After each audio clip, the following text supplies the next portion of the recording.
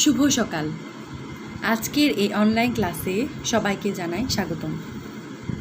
প্রিয় শিক্ষার্থী বোনেরা, আশা করি তোমরা সকলে ভালো আছো। আজকে আমি সপ্তম শ্রেণীর বিজ্ঞান বিষয়ের উপর তোমাদের সামনে অনলাইন ক্লাস উপস্থাপনা করতে যাচ্ছি এবং আজকে আমরা চতুর্দশ অধ্যায়, যার বিষয়বস্তু হচ্ছে জলবায়ু পরিবর্তন, এই বিষয়টা নিয়ে আলোচনা করব। তাহলে আমার আদরের শিক্ষার্থী বোনেরা, আশা করি তোমরা সকলে তোমাদের প্রয়োজনীয় জিনিসপত্র, কাগজ, কলম, পেন্সিল এবং রাবার নিয়ে এই অনলাইন ক্লাসে অংশগ্রহণ করছো। তাহলে শুরু করা যাক আজকের আমাদের ক্লাস। আচ্ছা, গত ক্লাসে আমরা জলবায়ু পরিবর্তন শুরু করেছিলাম এবং পৃথিবীর বায়ুমণ্ডল কি, এটা আমি তোমাদের বায়ুমণ্ডলের বিভিন্ন স্তর সুন্দরভাবে দেখিয়েছি এবং আশা করি তোমরা সকলে ওই বিষয়টা বুঝতে পেরেছো। আজকে আমরা যেটা কিনা প্রথমেই দেখব, আমাদের আজকের প্রথম আলোচিত বিষয় হচ্ছে পরিবেশে কার্বন ও অক্সিজেনের ভারসাম্য। তাহলে চলো দেখা যাক পরিবেশের কার্বন ও অক্সিজেনের ভারসাম্য বিষয়টা কি। বায়ুমণ্ডলে অক্সিজেন ও কার্বন ডাই অক্সাইডের পরিমাণে একটা ভারসাম্য বজায় থাকে। পরিবেশে বিশেষ করে বায়ুমণ্ডলের অক্সিজেন ও কার্বন ডাই অক্সাইডের ভারসাম্য খুব গুরুত্বপূর্ণ। এই দুইটি গ্যাসই জীবনের জন্য অতি আবশ্যক। সকল জীবদেহ গঠনে কার্বন দরকার হয়। এই কার্বন আসে বায়ুমণ্ডলের কার্বন ডাই অক্সাইড থেকে। পানি ও বায়ুমণ্ডলের কার্বন ডাই অক্সাইড থেকে উদ্ভিদ সালোক সংশ্লেষণ প্রক্রিয়ায় অক্সিজেন ও গ্লুকোজ তৈরি করে থাকে। এই গ্লুকোজ উদ্ভিদ দেহ তৈরি করে। প্রাণী উদ্ভিদ থেকে খাদ্য গ্রহণ করার মাধ্যমে কার্বন গ্রহণ করে। উদ্ভিদ ও প্রাণীদেহের কার্বন তিনভাবে বায়ুমণ্ডলে ফিরে আসে। প্রথম, উদ্ভিদ ও প্রাণী শ্বসন প্রক্রিয়ার গ্লুকোজ ভেঙে শক্তি উৎপাদন করার সময় বায়ুমণ্ডলের অক্সিজেন গ্রহণ করে এবং কার্বন ডাই অক্সাইড বায়ুমণ্ডলে ছেড়ে দেয়। দ্বিতীয়ত, উদ্ভিদ ও প্রাণীদেহকে পোড়ালে তাতে কার্বন ডাই অক্সাইড উৎপন্ন হয়ে বায়ুমণ্ডলে মিশে যায়। এবং তৃতীয় যে বিষয়টি, সেটি হচ্ছে উদ্ভিদ ও প্রাণীদেহ মাটিতে পচবার সময় ব্যাকটেরিয়া ও ছত্রাক কার্বন ডাই অক্সাইড বায়ুতে ছেড়ে দেয়। তাহলে দেখো, খেয়াল করো, এভাবে দেখা যাচ্ছে উদ্ভিদ কি করছে, কার্বন ও অক্সিজেনের ভারসাম্য, আমরা শুধু উদ্ভিদ না, আমাদের পুরো বায়ুমণ্ডলে যে সকল জীব বস্তুগুলো আছে সবাই কি করছে, কার্বন ডাইঅক্সাইড ছেড়ে দিচ্ছে, অক্সিজেন গ্রহণ করছে। তাহলে যে কার্বন ডাইঅক্সাইড ছেড়ে দেয়া এবং অক্সিজেন গ্রহণ করা, এই দুইটা বিষয়ের ভারসাম্য বজায়টাই হচ্ছে কি, পরিবেশে কার্বন ডাইঅক্সাইড ও অক্সিজেনের ভারসাম্য। এরপর আমাদের যে বিষয়টি হচ্ছে, আলোচিত বিষয়টি হচ্ছে, সেটা আমরা দেখে নেব আবহাওয়া ও জলবায়ু কি। আচ্ছা, তোমরা দেখতে পাচ্ছ আমি খুব সুন্দর করে সাবলীল সহজ সরল ভাষায় একটা সুন্দর সংজ্ঞা দেখিয়েছি আবহাওয়া কাকে বলে। এই সংজ্ঞাটা দেখার আগে একটা বিষয় তোমাদের যেটা বলা খুব জরুরি, তোমরা নিশ্চয়ই রেডিও বা টেলিভিশনে খবর শেষে এরকম অনেক খবর শুনতে পাও। জানো কিসের খবর? সেটা হচ্ছে আগামীকাল ঝড় বা বৃষ্টির সম্ভাবনা আছে কিনা। আমরা জানতে পারি কাল গরম বা শীত থাকবে কিনা।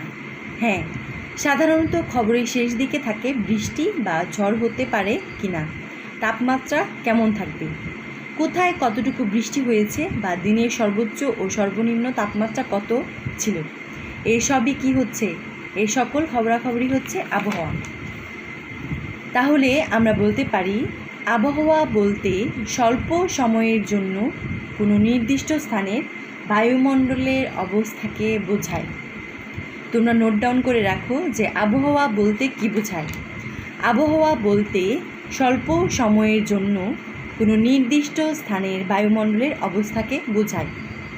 বায়ুর তাপমাত্রা, বায়ুর চাপ, বায়ু কোন দিক থেকে কত জোরে বইছে, বায়ুর আর্দ্রতা বা বায়ুতে জলীয় বাষ্পের পরিমাণ, মেঘ, কুয়াশা ও বৃষ্টিপাত, এই অবস্থায় কি আবহাওয়া।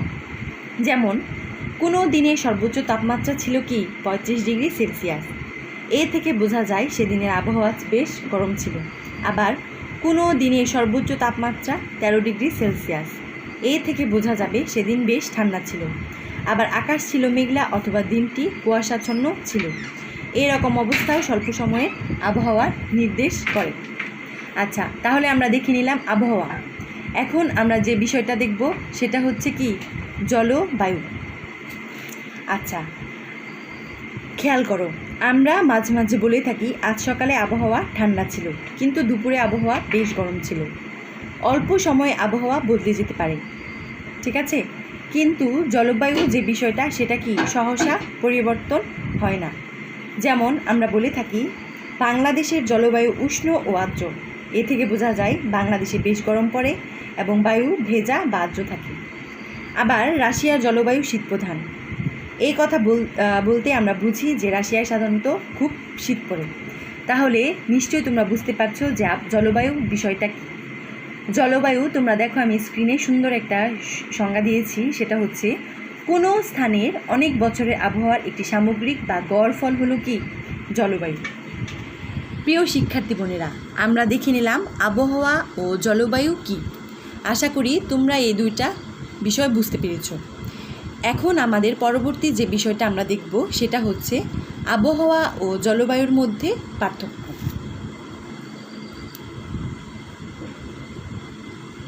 আবহাওয়া ও জলবায়ুর উপাদান মূলত একই। বায়ুমণ্ডলের তাপমাত্রা, বায়ুর চাপ, বায়ু প্রবাহ, আর্দ্রতা, জলীয় বাষ্পের আপেক্ষিক পরিমাণ, বৃষ্টিপাত এগুলো আবহাওয়া ও জলবায়ুর উপাদান।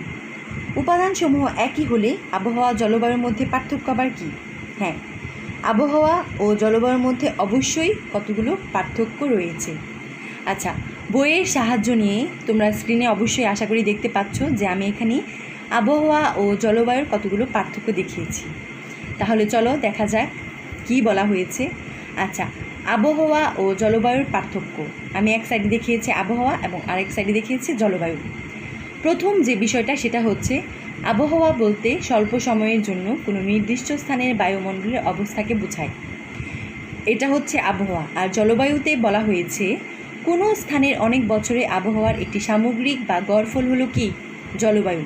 তাহলে আবহাওয়া কি বায়ুমণ্ডলের স্বল্প সময়ের অবস্থা, আর জলবায়ু হচ্ছে আবহাওয়ার গড় অবস্থা, ঠিক আছে? তারপর যে দ্বিতীয় যে পার্থক্য সেটা হচ্ছে কোনো স্থানের আবহাওয়ার অল্প সময়ের মধ্যে পরিবর্তিত হতে পারে, কিন্তু জলবায়ুর এখানে বলা হয়েছে কোনো স্থানের জলবায়ু সহসা পরিবর্তিত হতে পারে না। তাহলে আমরা বলতে পারি আবহাওয়া খুব শীঘ্রই পরিবর্তন হতে পারে, কিন্তু জলবায়ু সহজে পরিবর্তিত হতে পারে না। তৃতীয় নাম্বারটা যেটা হচ্ছে কাছাকাছি অঞ্চলের আবহাওয়া একই সময়ে ভিন্ন হতে পারে, এবং জলবায়ুতে বলা হয়েছে কাছাকাছি অঞ্চলের জলবায়ু সাধারণত একই রকম হয়, অর্থাৎ ভিন্ন হতে কি পারে না।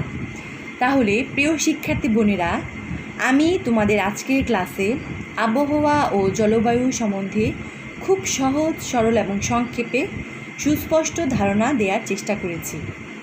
আশা করি যে তোমরা সকলে বুঝতে পেরেছ, এবং তোমরা যদি আবহাওয়া জলবায়ুর পার্থক্যটা ভালো মতো খেয়াল করো তাহলে অবশ্যই আবহাওয়া কী এবং জলবায়ু কী বুঝতে পারবে, এবং এই দুইটা বিষয়ের পার্থক্যটা খুব সুন্দরভাবে বুঝতে পারবে। এবং পার্থক্য বোঝার সাথে সাথে কিন্তু তোমরা আবহাওয়ার সম্বন্ধে সুন্দর ধারণা লাভ করবে এবং জলবায়ু সম্বন্ধে সুস্পষ্ট ধারণা লাভ করতে সক্ষম হবে। তাহলে আজকে এতটুকুই থাকুক। তোমরা তাহলে তোমাদের বাড়িতে আবহাওয়া এবং জলবায়ু আজকে যা যা পড়ানো হয়েছে সমস্ত কিছুই পড়বে এবং আবহাওয়া জলবায়ুর পার্থক্যটা কি লিখবে। নেক্সট ক্লাসে তাহলে আমরা আবহাওয়ার পরিবর্তন পার্ট 6 এবং 7 শুরু করব। যতটুকু পড়ানো সম্ভব হয় ততটুকু আমরা এগিয়ে যাব। তাহলে আজকে এতটুকুই থাকুক। তোমরা সকলে বাসায় থাকো, নিরাপদে থাকো। ধন্যবাদ।